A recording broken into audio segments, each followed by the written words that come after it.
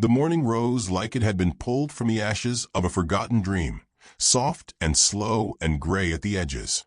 Dust hung in the air like an old memory, turning gold in the first light as it floated through the wide cracks of warped saloon shutters and curled around the empty barrels by the post office. Somewhere a dog barked, a lazy, half-hearted sound, swallowed quickly by silence. Down Main Street, boots clacked on splintered boards, sharp against the hush. The town of Waythorn didn't much believe in noise, not unless it came from rifles or thunder. Folks spoke with nods, passed one another like ghosts on errands. There wasn't much left to stir a man's blood out here, not since the rail turned north and left this place like a peeled rind in the desert sun.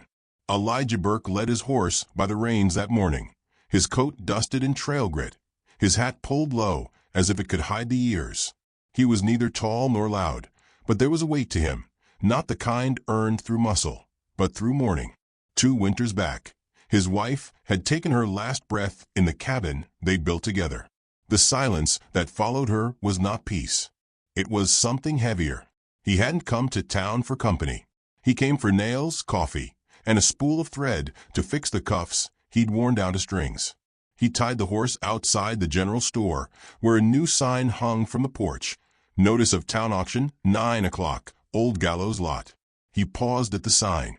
The script was shaky. Someone had tried to make it formal, but failed. His jaw tightened. He'd heard whispers, of course. The sheriff's new answer to women who turned up with no name, no papers, no kin. They called it protective placement, but he knew what it was. A box to put a woman in, just different than the one they buried you in. Still he walked. The day was already warm. The wind was dry as cotton and blew from the east, kicking up whispers. He could have gone home, but he didn't. By the time Elijah reached the gallows lot, a crowd had gathered like weeds around old wood. Men leaned against posts with tobacco-stained fingers. A woman held a baby on her hip and squinted with disapproval. Someone laughed. The platform still bore the dark iron hooks from hangings past, though they'd been covered now with muslin bunting, as if cloth could erase memory. A man from the territory office stood tall in a pinch coat, reading names with the flair of a man who'd never needed mercy. One by one, women were let out, some trembling, some defiant, none more than 25. They wore dresses patched with care and shame, and each was presented like livestock at a fair. Bids were made in low tones. A nod here, a hand raised there. Deals were struck not with joy, but with resignation. Then she stepped out. She didn't move like the others. She was still. Dust clung to her hem like it was drawn there. She kept her eyes on the ground, her shoulders tucked in like wings unused to open air. Her hair was loose, the color of dried wheat. There was something about the curve of her neck, elegant, resigned, that made the air seem thinner. No name given, the officer announced. No documentation. Recovered by supply scouts near Devil's Hollow. No claim, no coin, no kin. No one spoke. A cough broke the silence. She looked like she'd been abandoned by the very sun, not pale, but washed out, faded. Like she'd once burned bright, but something had stolen the color from her. Any bid, the man called again. For service, protection, domestic aid. Bound term of 1 year. A long pause. Then someone in the back chuckled. Don't want a ghost? Thank you kindly. More silence. She stood motionless, the wind tugging gently at the corner of her dress. Her hands were clasped in front of her, knuckles white, but she didn't plead, didn't shake. She looked. Elijah would remember this later, like someone waiting to disappear. He wasn't sure why his hand lifted. It didn't feel like a decision. It felt like instinct, like stepping forward into fire, because your body knew what the mind had forgotten. 20, he said. His voice scratched the quiet. All heads turned. The auctioneer blinked, unsure. Mr. Burke, someone whispered. That your bid? He nodded once. The gavel came down with a soft thud. She didn't look at him as he signed the papers. Didn't look at anyone. He was given a copy, along with her name, or rather, the lack of one. Jane Doe, they'd scribbled. A placeholder for someone no one had ever really seen. They left town with little said. She climbed into the wagon like someone climbing into a dream, unsure if it would hold. He handed her a blanket. She took it with a nod and pulled it around her shoulders though the day was warm. The road back to his ranch was long and flat, dust rising in a ribbon behind them. She didn't speak. He didn't ask. Halfway through, she turned her head and looked up. Not at him. At the sky, as if searching for proof it still existed. He watched her from the corner of his eye. She didn't look afraid. Not anymore. She looked emptied out, like a cup set down and forgotten. They rode in silence until the sun began to dip and the land turned gold again, as if trying to start over. By the time the ranch came into view, all crooked fences and wind-lean trees, she had pulled the blanket tighter. Not against cold, but against something else. Memory maybe, or the ache of too much stillness. He helped her down. She didn't flinch at his touch. She just stepped lightly onto the earth and looked at the house like she might vanish before the door opened. Inside, the hearth was cold. He struck a match. Light bloomed. She stood in the doorway, a silhouette painted in flame shadow and dust. And for the first time since she arrived, she met his eyes. Not long. Just enough. Enough for him to know she wasn't nothing. She was surviving. And he was beginning to remember what it felt like to live beside someone still trying. The door closed behind them with a soft click, and the house began, very quietly, to breathe again. The ranch house stood like a forgotten prayer at the edge of the desert's breath, 2 rooms, a crooked porch, and a windmill that hadn't turned proper in 5 years. The silence inside was older than grief, but softer now, like the house was waiting to know what kind of voices it would need to hold again. Elijah opened the door and let her step in first. She paused at the threshold, eyes flicking over the space. 1 stove, 1 table, 2 chairs. A shelf with 4 chip cups. A photograph in a wooden frame turned face down by habit. He motioned toward the back room. There's a bed. Sheets are clean. His voice came quiet, sanded down with years of disuse. She didn't respond, only nodded and stepped past him with the soundlessness of someone used to not taking up space. She disappeared down the hall. A soft thud of the door. That was all. He stood a moment longer, watching dust curl in the beams of late sun. Then he sighed, rubbed a hand over his jaw, and lit the fire in the stove. That first night passed like smoke, barely noticed, but lingering. He left food out, stew from a pot, he reheated with care. She didn't come out while he was eating, but he heard the faint clink of the bowl when she cleaned up after. Her steps were featherlight, as if the floorboards might protest her weight. In the morning, she was up before him. He found the porch swept clean, the water buckets filled, and the porch chair mended with twine. She wasn't outside, though. He glanced toward the barn, then the hills beyond. Something tugged at his gut.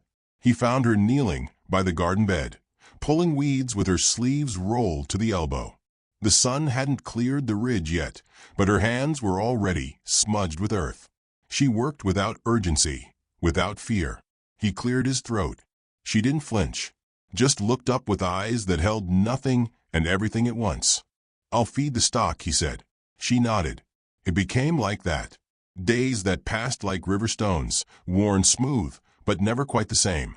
She never asked for anything, never touched his things. But he'd come in to find firewood stacked neatly, dishes scrubbed until they gleamed, his tools cleaned and arranged in better order than he ever managed. She spoke once, on the 3rd day. He came in from riding fence line, and she handed him a cloth for his hands. "It might rain," she said, voice soft as a lullaby cracked by wind. He looked at her, then out the window. There were no clouds. "Maybe," he said. He kept the cot by the kitchen and gave her the room. She never questioned it. At night, she closed the door but left it unlatched. He could hear her sometimes, shifting, breathing, once crying. Quietly, like she didn't want to bother the walls. The house, for all its age and wear, had begun to feel different. Not warm, not yet, but less hollow. As if her movements, her small tending, were sewing something back into its seams. He didn't ask her story. He figured if she wanted to tell it, she would. And if she didn't, he could live with that. He knew what silence cost. He knew how long it took to shape pain into words you could bear to speak aloud. One afternoon, she found an old broom in the shed and swept the barn from loft to door. He watched her from the fence post, arms folded, a strange ache blooming in his chest. She moved with purpose, like the work steadied her. Like motion was the only place memory couldn't find her. That night, she made cornbread. It wasn't much, coarse and dry at the edges, but golden and warm. She set it on the table with 2 plates. Didn't say a word. He sat across from her and took a bite. It tasted like hope someone forgot to name. He finished every crumb. She smiled, faint and fleeting, like it startled her. They didn't speak again for hours. In town, people began to notice. Mrs. Ellen, the preacher's widow, came by with a bundle of apples and questions folded into her apron. She stood on the porch too long, glancing toward the door with thinly veiled curiosity. "She talk much?" she asked. Elijah leaned against the post. "She does enough. She's young." He said nothing. "She's not like the others," Ellen said finally. "There's something off in her eyes." He looked at the horizon. "She's been through something. Don't mean she's broken." Ellen pursed her lips. "Well, you're a decent man, Elijah Burke. But not all women can be saved just by kindness." He didn't answer, just took the apples and thanked her. Later, he gave them to the horse. Lena, he'd started calling her that in his mind, though she hadn't given him a name. Found an old crate and built a shelf near the fire. She placed 1 cup on it, the blue speckled one, and used it every morning. Routine became its own language. They moved around each other with a rhythm built on silence, on glances, on small signs of shared breath. She would hum sometimes, just a note or 2, mostly when she thought she was alone.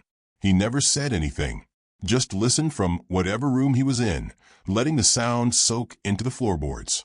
Then came the first thunderstorm. It rolled in heavy and sudden, sky gone green and wild. The wind slammed the shutters, rain sheeted the windows. He was lighting the lanterns when he found her crouched in the pantry, arms around her knees, face pale and blank. He didn't speak. He crouched beside her, not close, not touching. She breathed too fast, hands clenched. "Just rain," he said softly. "No one's coming. Just rain." She didn't move. He waited. 10 minutes passed before she blinked. Another 10 before she looked at him. "You ever been afraid for your soul?" she whispered. He thought about his wife, about the grave under the cottonwood tree, about the cold nights that never seemed to end. "Yes," he said. She nodded like that was enough. He stood, offered a hand. This time she took it. Afterward, she made tea. A strange blend, sharp, earthy. He didn't ask what was in it, just drank. The next morning, the storm was gone, and she was outside again, hanging sheets that danced in the breeze like white flags raised from a quiet heart. The air smelled like something beginning. He found himself reaching for conversation. Simple things. "You always rise before the sun?" Old habits. "You were on the trail long?" Long enough. He never pushed, never asked more than she'd give. Sometimes she'd glance at him while he read or shaved or cleaned his rifle, and he'd catch it, that flicker of recognition.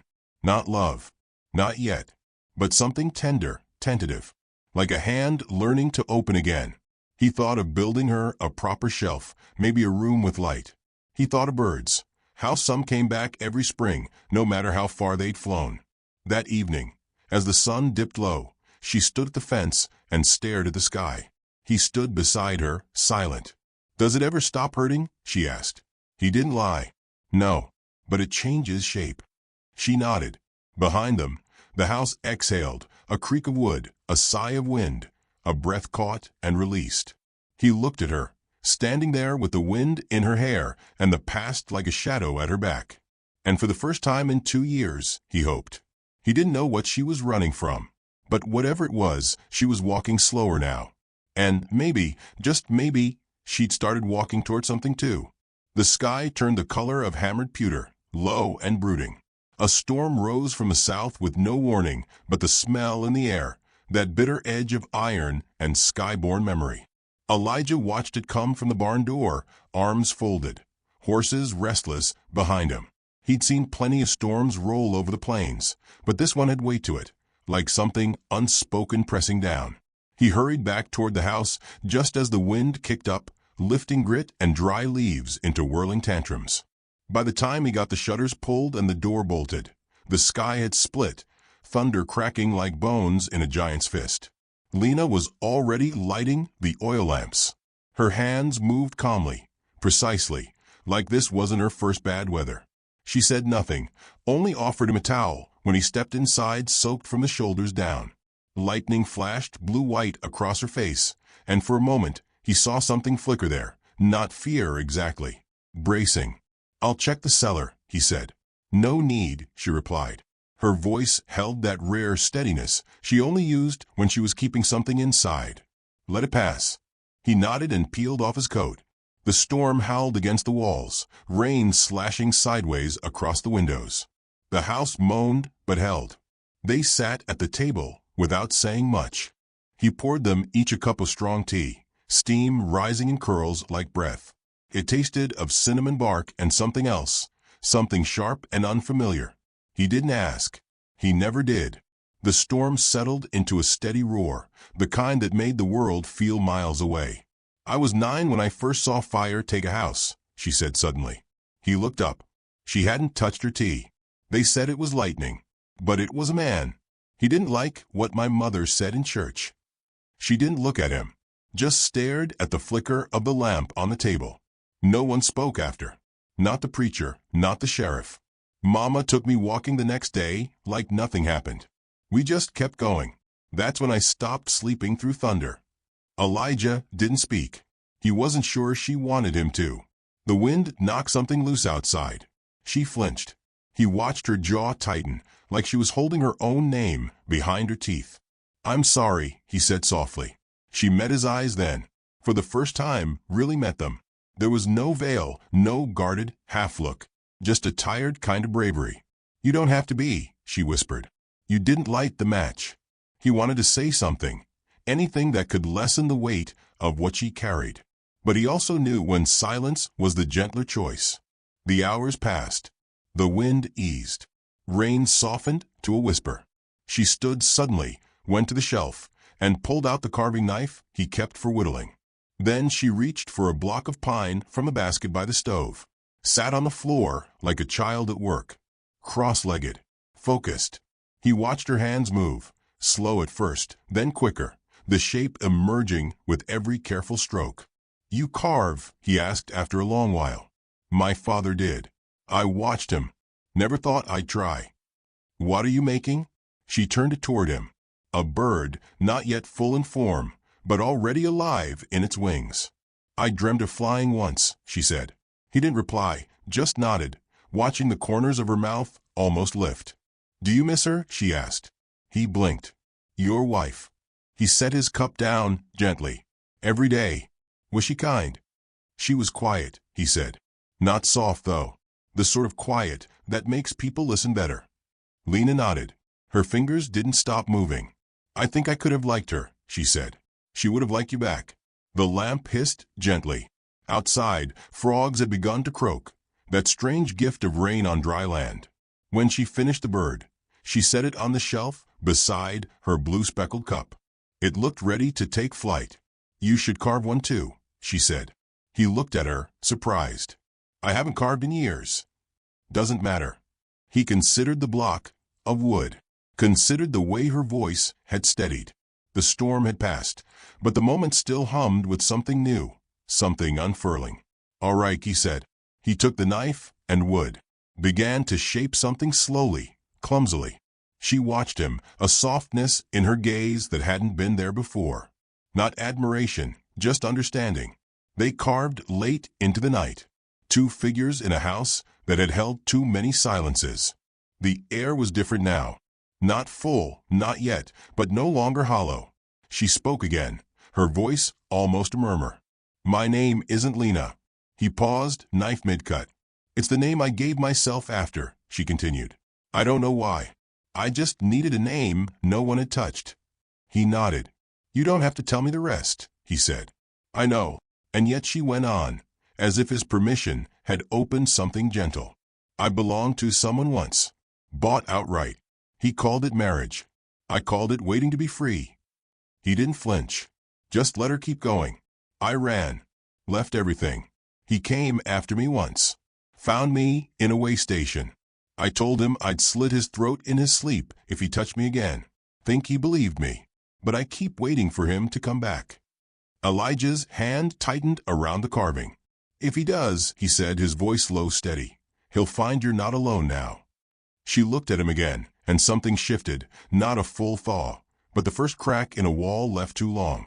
You're not afraid? She asked. Not anymore, he said. A silence bloomed between them. This one rich, warm. Not the cold hush of strangers, but the pause of something beginning. She reached across the table and touched the edge of the bird he'd carved. It was misshapen, but its wings were strong. It looks like it could fly, she said. He smiled. Maybe we both will one day. She stood, stretched, the firelight casting her shadow long behind her. Then she turned toward the hall, her hand brushing the doorframe as she passed. I think I'll sleep tonight, she said. He watched her go, the sound of her footsteps light, but no longer hesitant. The storm had passed, but something had started, slow, gentle, and sure. He turned the bird in his hand, set it beside hers on the shelf. Two small figures carved from pine, both with wings, both facing the window. Outside, the moon broke through the clouds. Inside, the house felt like it might remember how to dream again. It was late morning when the rider came, a black horse foaming at the bit, its hooves cracking the silence like gunshots. Dust rose behind him in angry swirls, and by the time he pulled up in front of the general store, every window in Waythorn had eyes behind it. Elijah was in town for flour and salt, his hat tilted against the sun, Lena's shopping list folded careful in his coat. He felt it before he saw it, a shift in the wind, the way the street went still. The hairs on the back of his neck rose like something sacred had been disturbed. The man dismounted slowly, deliberately, like he wanted the weight of his boots to speak first. He wore a dark coat over riding leathers, clean despite the road. His face was handsome in the sharp way of someone who'd never been told no. He looked around the town with casual disdain, like he'd expected more and already regretted the journey. Elijah watched him tie the reins. The horse flinched under his hand. Morning, the stranger said, loud enough to make sure everyone heard. I'm looking for a girl. Blonde hair. Favors her left foot when she walks. Calls herself Lena, but that ain't her name. Elijah didn't move. He felt something cold crawl into his chest. The man glanced around. I heard she was bought at auction out this way. I've come to collect what's mine. The word struck like a whip crack. Mrs. Ellen emerged from the millinery, arms folded in disapproval, but her eyes wary. Sheriff Anders stepped out from his office, hat in hand, chewing his lip. No one owns anyone here, the sheriff said, his voice light but laced with warning. That's not how we do things anymore. The stranger smiled. It didn't reach his eyes. You got a bond? The sheriff asked. I've got rights, the man answered. He reached into his coat and pulled out papers tied with a red ribbon. Bound to me, in Calhoun County. Registered. Certified. She left without cause. She ran, Elijah said. All heads turned. The man tilted his head. You the one bought her? Elijah nodded once. She's mine, the stranger said, calm as a judge. She was mine before she was yours. And she's coming with me. Elijah stepped forward, steady. She isn't going anywhere she doesn't choose. The man looked him over, unimpressed. You look like a man who lost more than once. Don't make this another. Elijah didn't answer, just met his gaze and held it. The street waited, the town holding its breath. The sheriff cleared his throat. Let's not do this here. The man handed over the papers, eyes never leaving Elijah's. I'll give you 3 days to hand her over proper. After that, I'll come take her. He turned without another word, mounted his horse, and rode to the boarding house. The sound of hooves faded slow as thunder. Elijah stood still for a long time. When he returned home, Lena was sitting by the stove, shelling beans. She looked up and knew. She didn't need words. He found me, she said. He nodded. "I'll go," she said quietly, standing, wiping her hands on her apron. "He'll leave if I do." "No," he said. "Elijah." "No." She stood there, still and trembling like a sapling in wind. "He's dangerous." "So am I," he said. That stopped her. "I can't be the reason you bleed," she whispered. "You're not," he said gently. "You're the reason I started breathing again." She turned away, eyes shining. He didn't touch her, but the space between them burned. That night, neither of them slept. In the morning, she was gone. She hadn't left a note, just the two carved birds on the windowsill, side by side. He found them in the quiet gray of dawn, and something in him cracked clean through. He saddled his horse with slow, practiced hands. No rush, no panic, just purpose. He found her near the ravine where the river curved sharp. She stood at the edge, coat wrapped tight, eyes on the water. "Don't say anything," she said when she heard him behind her. "I know what you'll say." "I doubt it," he replied. She turned. Her face was pale, wind-bitten. "You think I'm being noble, that I'm sacrificing. But the truth is, I'm tired. Of looking over my shoulder. Of jumping when a door slams. Of not knowing who I belong to." "You don't belong to anyone," he said. She looked down. "I was his possession, Elijah. For years. And if I don't stop him, he'll do it again. To someone else. I know him. He's a man who needs to own something to feel real." "I know men like that," Elijah said. "But I also know this. Running don't always mean freedom. Sometimes it just teaches your feet to forget how to stand." She closed her eyes. "I'll stand with you," he said. "If you'll let me." They rode back in silence, side by side. When the house came into view, the sky was beginning to darken again, not with storm, but with that strange hush that falls before a reckoning. The man came that evening as promised. He didn't knock, just opened the gate and rode up like he owned the land. Elijah was already on the porch. "I've come for her," the man said. "She's not yours," Elijah answered. The man dismounted. "She's mine by law." "I don't care what your paper says," Elijah said. "The law out here ain't written in ink. It's written in what a man's willing to stand for." The man's smile vanished. Behind him, two other riders appeared at the fence, hired guns, sharp-eyed, tight-lipped. "She comes with me," he said again. Lena stepped out of the house, her dress plain, hair braided back. She didn't tremble. She didn't bow. She walked past Elijah, toward the man, his face lit with triumph. Then she spoke. "My name is Eleanora May Dalton," she said. "You lost your rights to me the day you broke my rib and laughed. The day you dragged me from my sister's grave and told me grief was wasteful." The man's smile twitched. "I have no bond with you, no vow, no name you can speak that belongs to you anymore." The sheriff arrived then, late and dusted from the trail. He rode up slow, rifle across his saddle. "I heard enough," he said, voice cool. "You can't ignore a legal claim," the stranger snapped. "I can if the person in question says she's not property. We don't do things that way anymore." The silence that followed was long and taut. "You think you won," the man hissed. "I didn't win anything," Eleanora said. "I just stopped losing." He stepped forward like he might raise a hand. Elijah stepped off the porch. The man looked into his eyes and saw something too steady, too still. Then he turned, mounted, rode off. His men followed. When the dust settled, the sheriff tipped his hat. "I don't want to hear another word about auctions, bonds, or claims." "Neither do I," Elijah said. That night, the fire in the hearth burned low and warm. She sat at the table, her hands wrapped around a cup.